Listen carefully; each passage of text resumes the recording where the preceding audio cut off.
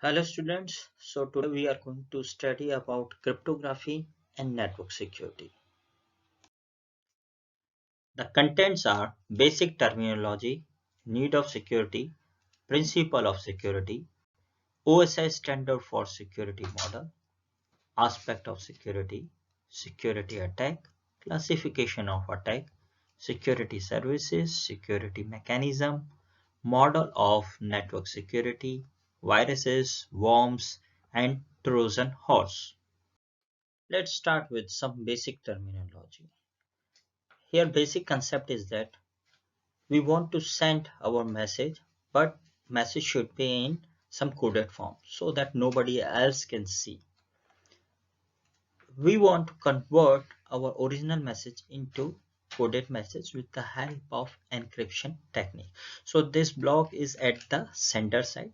At the receiver side, we just have opposite of this encryption, that is decryption. So ciphertext, then the decryption box, and that decryption box is converted ciphertext again into plain text. So let's see some basic terminology. Plain text is basically the original message, this one. Ciphertext is basically coded message, this one. Cipher is basically algorithm for transforming plain text to ciphertext. In encryption box, we require two main things. One is algorithm, another one is key. And this key element is known to sender and receiver only, not to the third person. Key is basically information used in cipher known only to the sender and receiver. Encipher is basically encryption. It converting plain text to ciphertext. This box is basically a encryption box. Decipher is just opposite of the encipher, that is decryption, recovering plain text from the ciphertext. Cryptography, it is the study of encryption principles and method. Cryptanalysis is basically code breaking, study of principles, methods of deciphering and ciphertext without knowing key. Cryptology is basically field of both cryptography and cryptanalysis. Need of security. This is one example. We have many more examples of our day-to-day life, and this example is purchasing something online. So whenever we want to purchase something online, we have to register ourselves, and then we have to do login. And in this process, we give lot of our personal information such as name, telephone number, email ID, and whenever we purchase something, we require customer ID, order ID, item ID, and when we pay online through credit card or ATM card, we have to give CVV number and date of issues and all those things. This data is stored in the server of the service provider, and if some attacker attacks on the database, he have all the information about the clients, and he can misuse those information. So this is the one of the need of security. So our next topic is principle of security. Here we are going to study about confidentiality, integrity, authentication, non-repudiation, which is also known as non-denial, access control, availability. So let's start with the confidentiality. The principle of confidentiality specifies that only the sender and the intended recipient, it may be more than one, should be able to access the content of a message. Here A want to send a data to B, but what happened? They see he got access to this message, which defeat the purpose of confidentiality. That is, the another user C get access to this message which is not desired, and therefore defeats the purpose of confidentiality. Another principle of security is authentication. Authentication mechanism help establish proof of identities. What it means? A is the sender and B is the receiver. But at this moment, what happened? A has not sent anything, but C has sent the data and it says that I am user A. So user C posting as user A. This type of attack is called fabrication. Fabrication is possible in absence of proper authentication mechanism. Another security mechanism is integrity.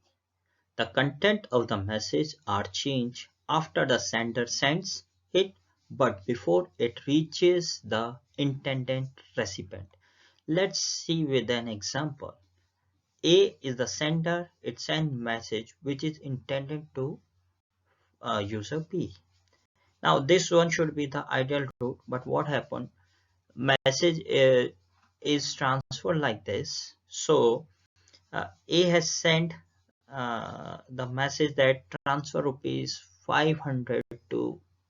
Now what happened? Actual message when it routed towards the user C, and this user C, he has intentionally changed the message before reaches to B. What he has done? He changes messages that transfer rupees 5,000 to C.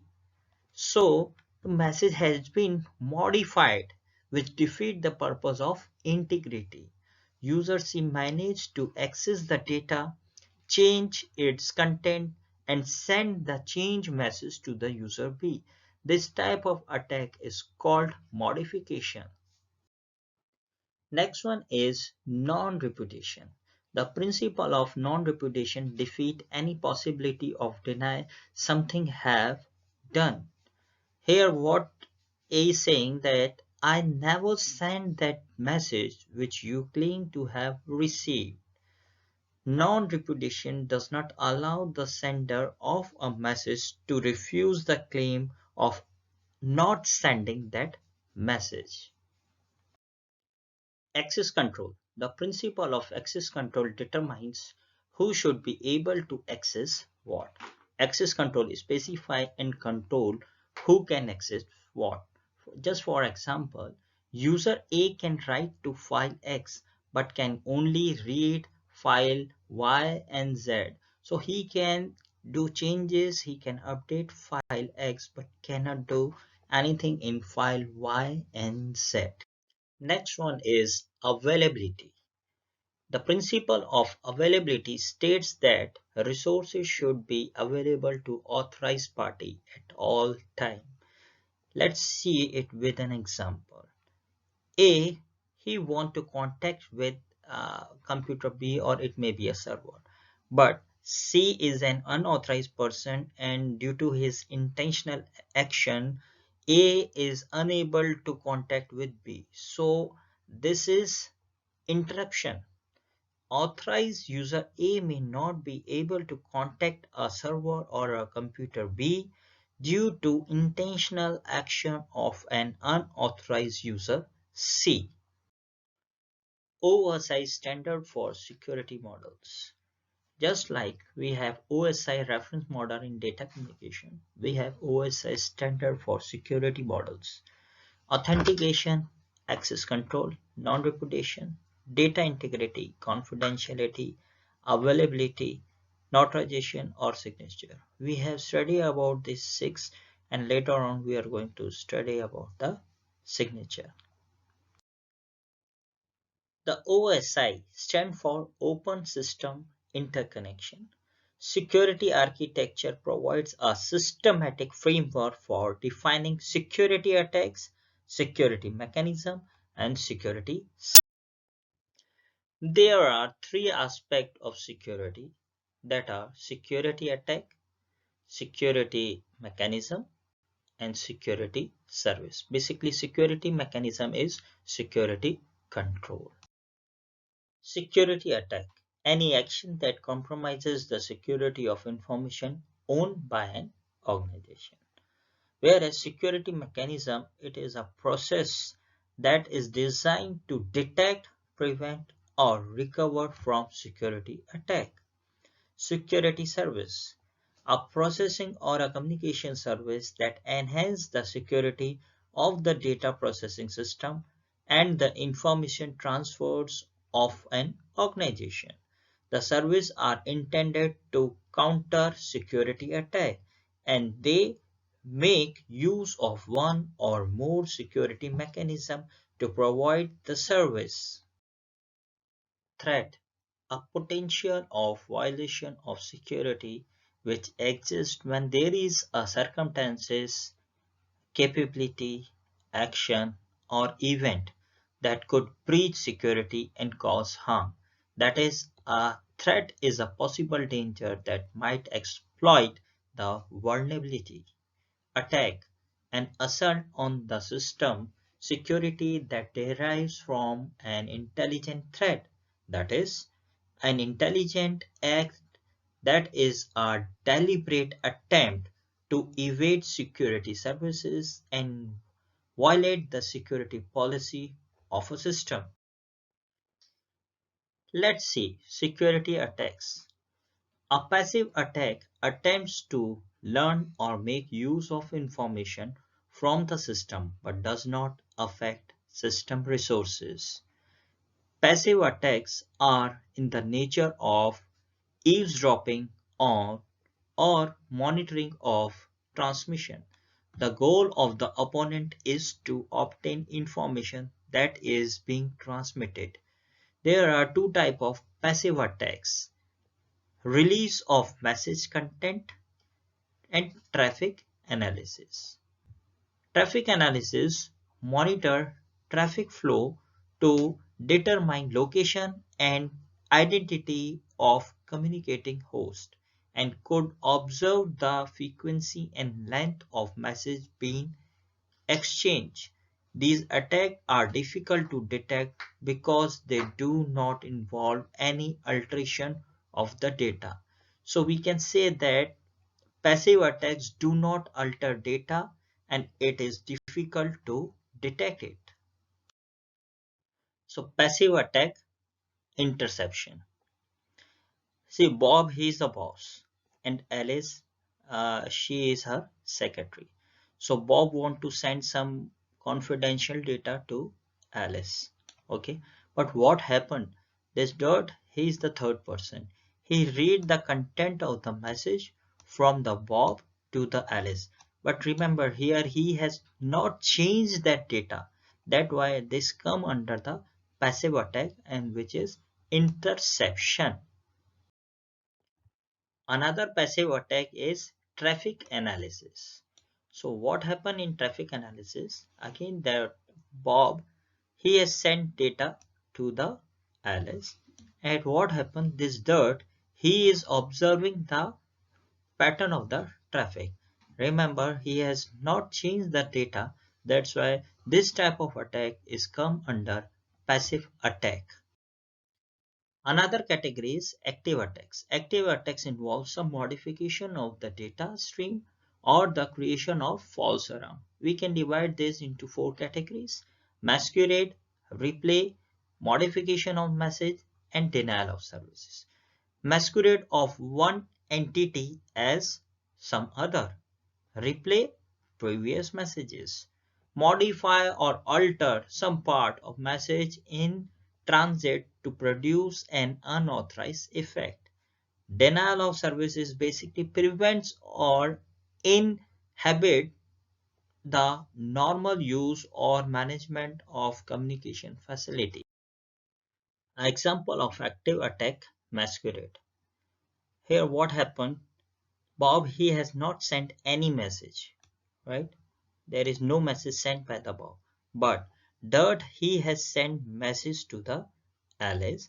Message from the Dirt that appears to be from Bob. And this type of attack is known as masquerade. Active attack: replace. What happened? Bob has sent message to the Alice. But this Dirt, he has captured this message which is sent by the Bob to Alice, and later he replay message to the Alice. So this type of attack is known as a replay attack. Next type of active attack is modification. So what happened in modification is that Bob wants to send data to Alice. But what happened? That he has captured the data and Dirt modify this message which he received from Bob and he sent this message to Alice. So here he has changed the data, he has modified the data. That's why this type of attack is active attack. Denial of service active attack. In this, when Bob wants to send data to Alice, Dirt, as a third party, he disrupts the service so that Bob is unable to transmit its data or communicate with the Alice. This is known as denial of service.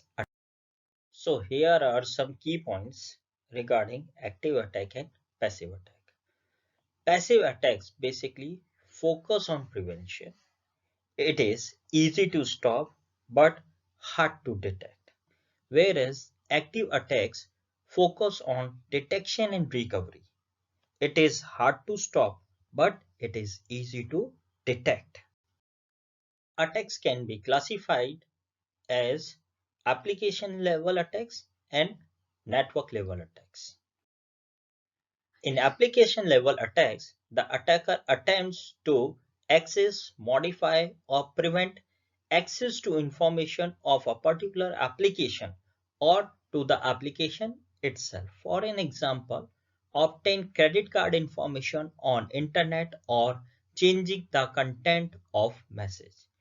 Whereas network level attack aim at reducing the capability of the network by a number of possible means.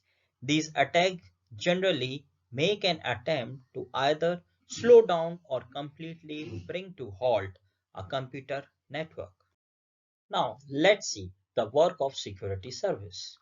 It enhances security of the data processing system and information transfers of an organization. It intended to counter security attacks using one or more security mechanism and often replicate function normally associated with the physical document. Security service definitions.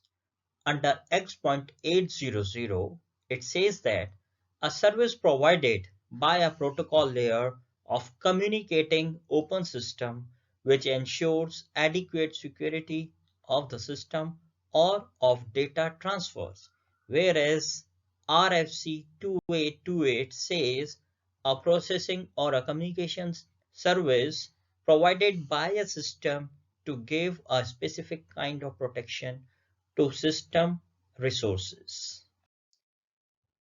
Security service under X.800. Authentication. It is assurance that communicating entity is the one who claim have both peer entity and data origin authentication.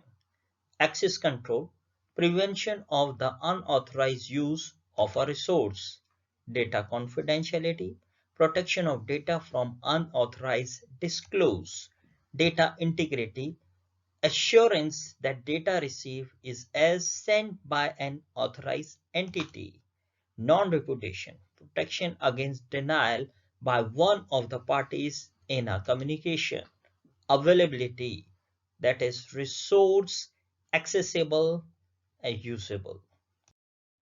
Security mechanism, features designed to detect, prevent, or recover from a security attack. No single mechanism that will support all the service required.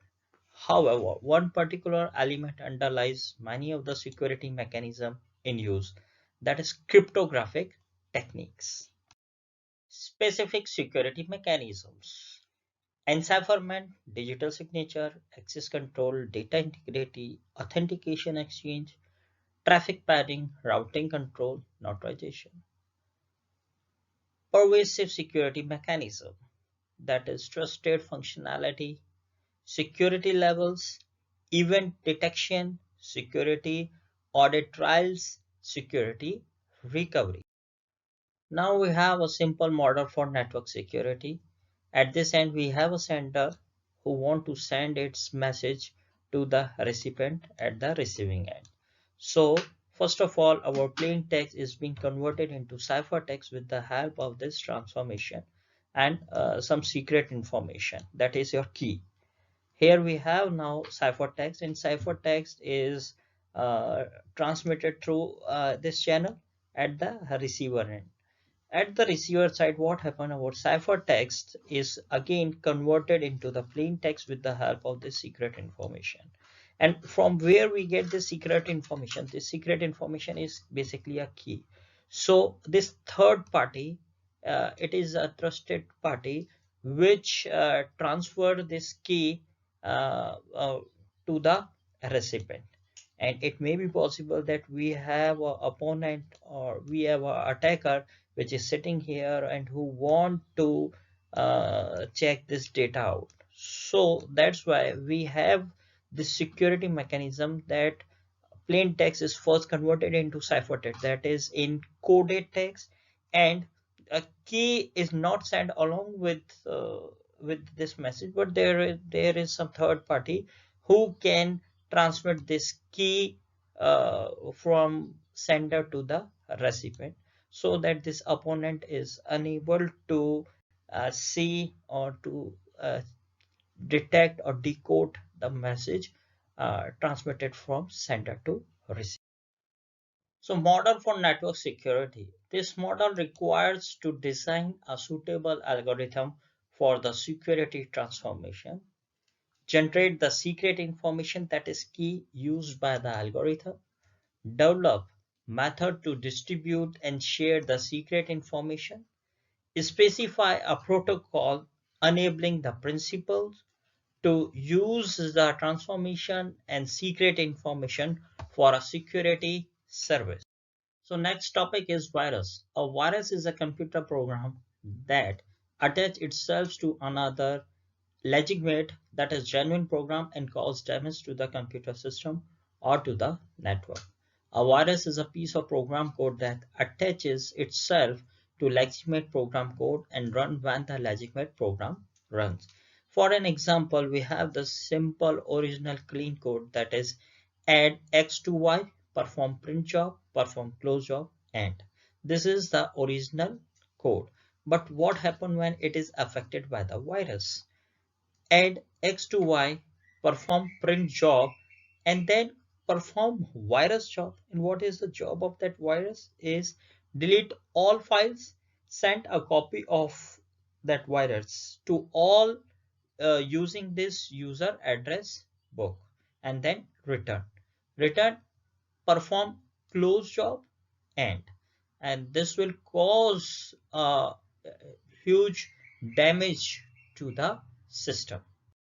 Virus can also be triggered by a specific event. For example, virus code automatically executed at 12 p.m. every day. Virus cause damage to computer and network system to the extent that it can repaired, assuming that the organization deploys good backup and recovery procedures. Now we will see some categories of virus. Parasitic virus, most common form of virus. Such a virus attaches itself to executive files and keep replicating itself. Whenever the infected file is executed, the virus looked for another executive file to attach itself and spread in this way. Memory resident virus. This type of virus first attach itself to an area of the main memory and then infects every executive program that it executed. Street virus. This virus has intelligence built in which prevent antivirus software program from detecting it. Polymorphic virus, a virus that keeps changing its signature, means identity, on every execution, which make it very difficult to detect. Metamorphic virus, in addition to changing its signature like a polymorphic virus, this type of virus keep rewriting itself every time make it detection even harder. Then we have macrovirus. This virus affect specific application software such as Microsoft Word or Microsoft Excel. These viruses affect the document created by user and spread quite easily since such documents are very commonly exchanged over mail. There is a feature called as macro. These application software programs which allow the user to write small useful utility program within the document. Viruses attacks these macro and hence name as macrovirus. After virus, we will study a worms. A virus modify a program, right? But a worm does not modify a program. It replicates itself again and again. The replication grows so much that ultimately the computer or the network on which the worm resides become very slow and finally came to a halt. A worm attack attempts to make the computer or the network under attack unusable by eating all its resources. This is an example of worm. So we have this worm code that perform resource eating tasks but no destruction. That's replicate itself. One is converted into three and then is further replicating itself and it exhausts the memory and finally the system came to an halt. Next one is Trojan horse. A Trojan horse is a hidden piece of code. It's just like a virus. A Trojan horse attempts to reveal confidential information to an attacker. A Trojan horse could silently sit in the code for a login screen by attaching itself to it. When the user entered the user ID and password, the Trojan horse could capture this detail and send this information to the attacker without the knowledge of the user who had entered the ID and password. The attacker can then use the user ID and the password to gain access to the system. This is an example of the Trojan horse. A user entered its user ID and password in the system, and in login program there is a Trojan horse, and Trojan horse capture the username and password and then send this username and password to the attacker. Thank you very much. This material is taken from William Stelling and I am Dr. Kapil Gupta.